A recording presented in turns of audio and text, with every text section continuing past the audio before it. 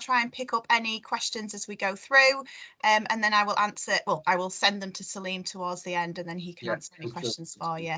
But otherwise, I will hand over to you, Salim, and I'll turn my camera off and stop talking.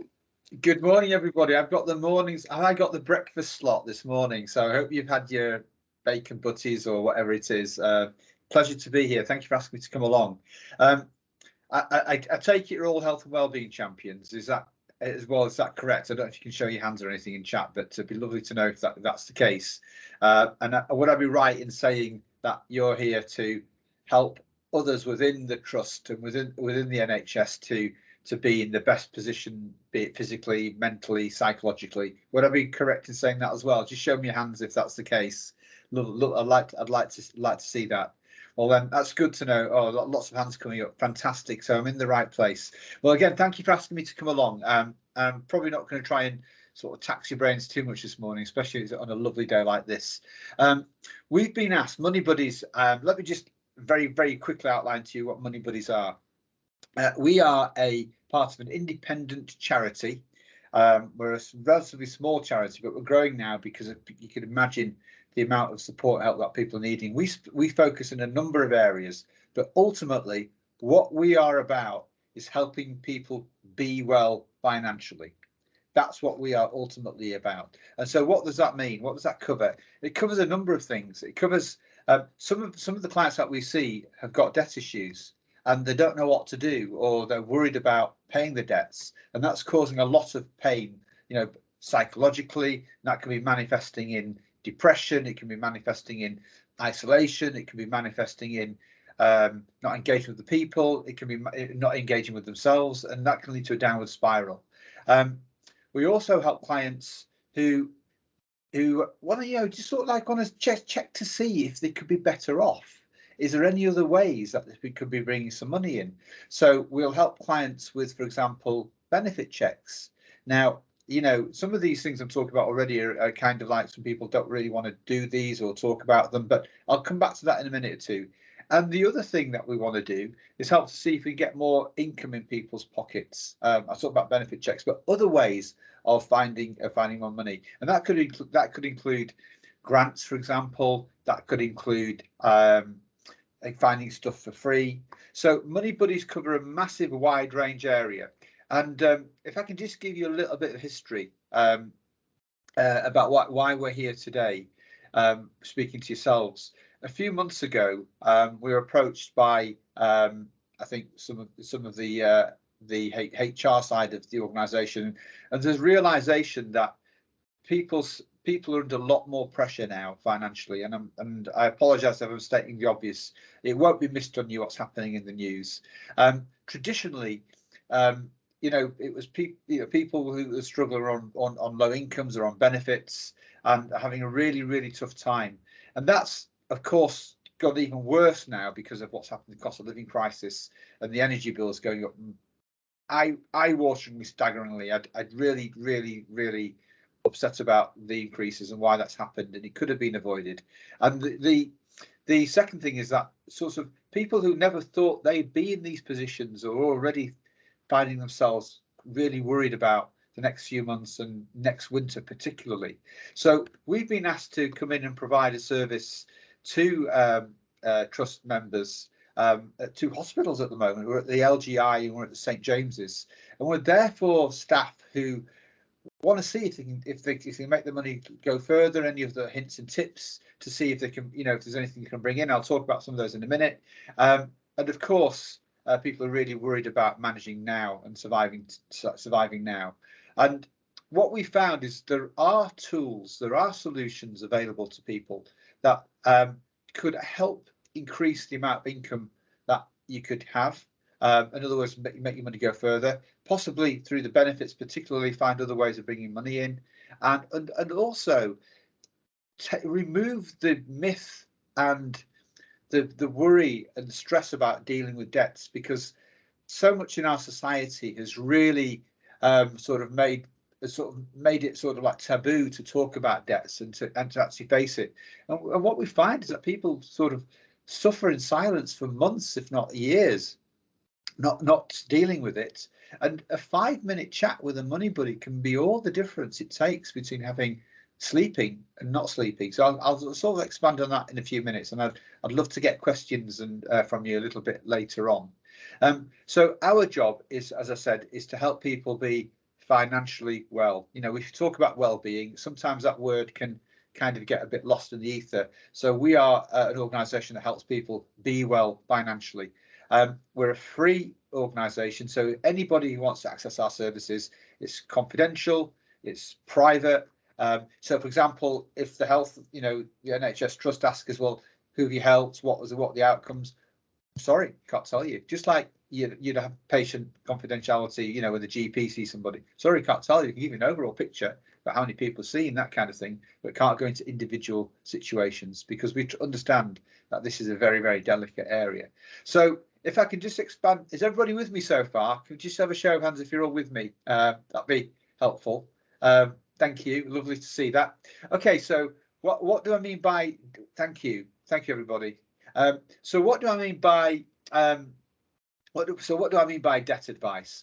Well, let's dispel some of the myths and worries about this at the moment.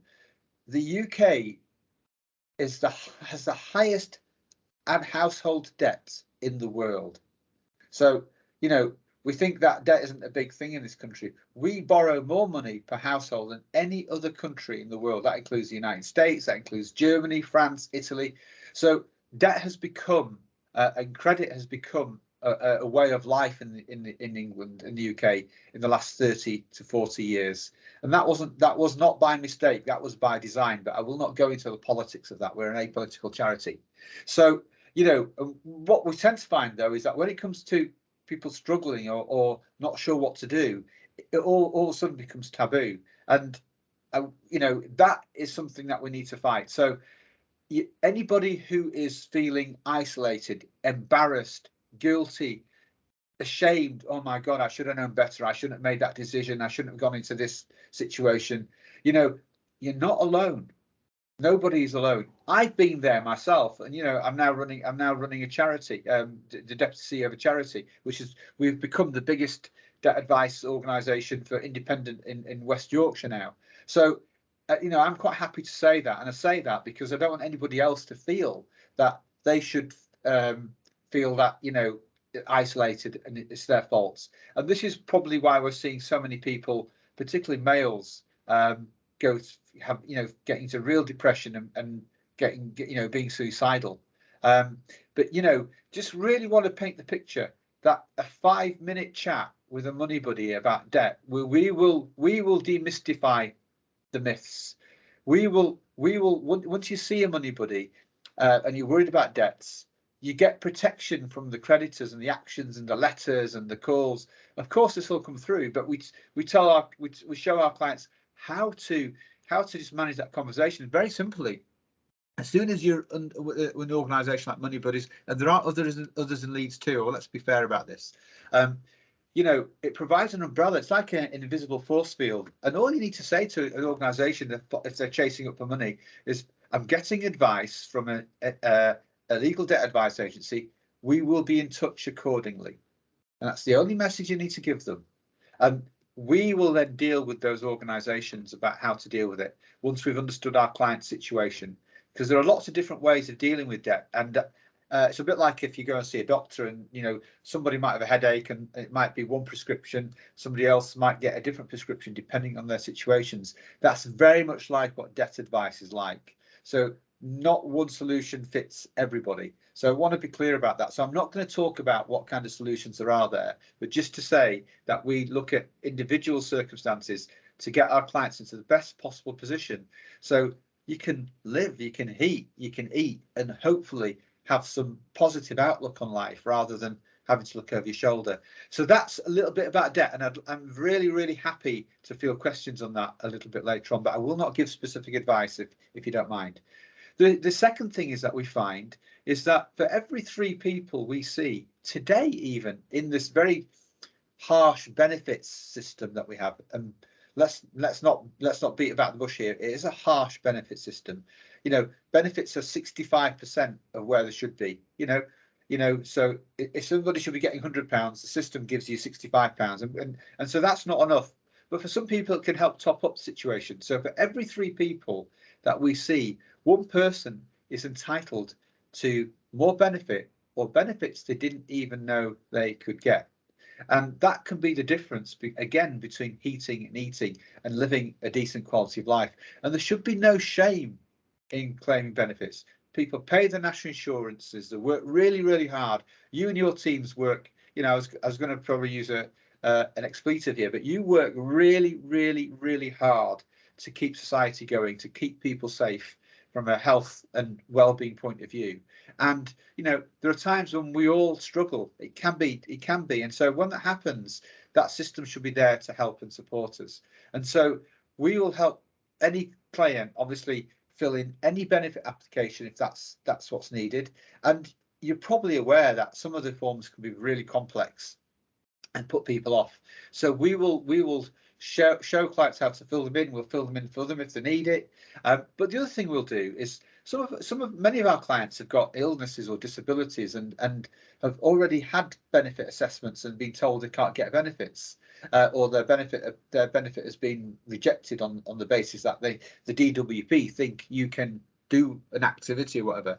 So we attend appeals and assessments with our clients, and we coach our clients on how to present and how to actually put across the message of the difficulty they have. Let me give you an example. So somebody could go to a DWP assessment, and by the way, the DWP assessments, I've got to be careful because I'm being recorded, but they're not stacked in the favour of the client. Let's put it that way. You need to navigate the system, and you know, so a client could be asked, can you make a cup of tea? And the client might say, yeah, of course I can make a cup of tea. Yeah, but what they don't convey is, well, I'm in my wheelchair, I've got to go across the room, I've got to stand up, get to the sink, turn the tap on, you know, fill the kettle up. And by the way, by the time I do that, my left arm, I could just about hold the kettle, and my arms are wobbling, and I'm spilling loads of water. Then I've got to go put the kettle into the socket back again. And by that time, I'm breathless. So I hope you get the picture of what I'm trying to say here, is that a lot of people, when they go for their DWP assessments, are not really in the frame of mind or really as well versed in how to put across their message and their problem. And so we're finding that we're getting an over 90% success rate. And I'll say over 90%, it's more like 100%, but I won't want to claim that just in case. Success rate in getting appeals and assessments overturned. So your staff, your colleagues, if they're struggling, whatever you know, just a 5-minute, I'll always come back to this, a 5-minute chat can be the difference between dispelling those myths. And I'm repeating the same thing, I apologise, but I don't apologise. Can be the difference between sleeping and not sleeping. Can be the difference between heating and not heating. Can be the difference between being able to not look over your shoulder and worry about turning central heating on for an hour or two, or putting the radiator on. It can be the difference between that, especially as we come into winter. So that's a little bit about benefit buddies. And then our money buddies. You know, a lot of our money buddies were volunteers and became paid members of staff, and they come from same walks of life as we all do, and some of them have been there and felt the pain of some of these issues too. The other thing we do is we'll help clients, and we will do home visits for people who are really vulnerable, and we'll do energy assessments at people's houses just to see if there's any ways that we can find of improving the energy efficiency of homes. And we work with other organisations as well, and we'll refer to other organisations, particularly Green Doctor, who will come in and potentially put some fixtures and fittings in that could, you know, like draft excluders, you know, things for the radiators, things to help with boiler settings and that kind of thing. And we'll actually help people get the best out of their boiler settings to actually keep the house more energy efficient. So we're not just an organisation that works in, you know, on our own. We do work right across the city with other third sector, and you're going to find us probably by the end of the summer in food banks right across the city. We've just agreed to do a deal with Trussell Trust Food Banks. You might be familiar with them. So we will be in the food banks right across the city.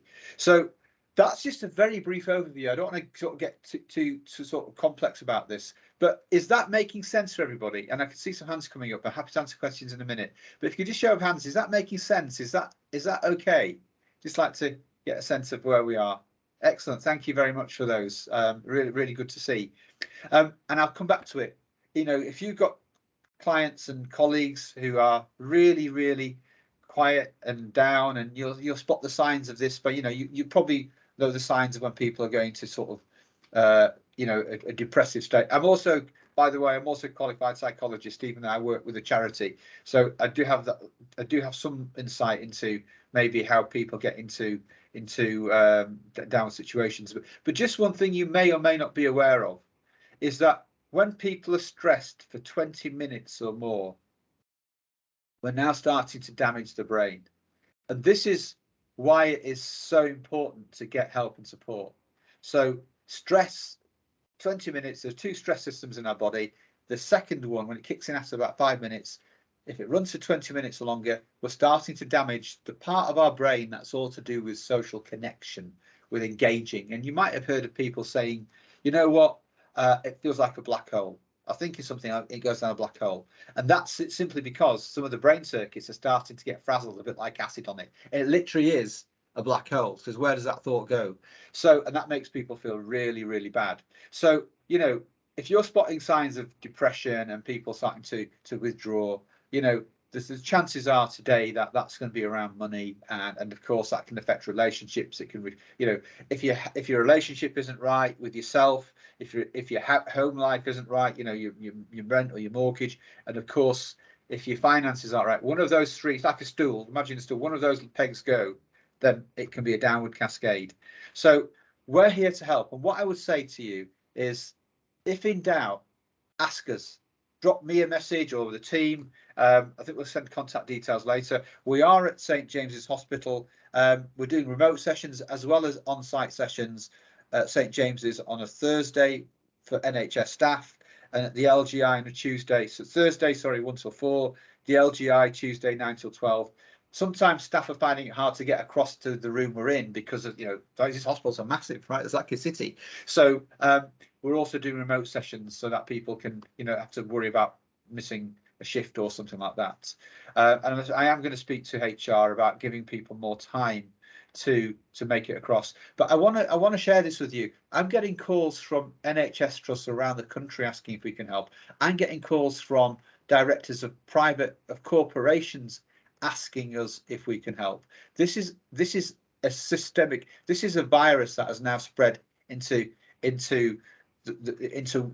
normal life, and it's, you know, it's going to take all of us to help people be, you know, safe from that. You know, so we're working as a team here. It's not just about what I do and what we do. We're working as a team here, and you're right on the front line.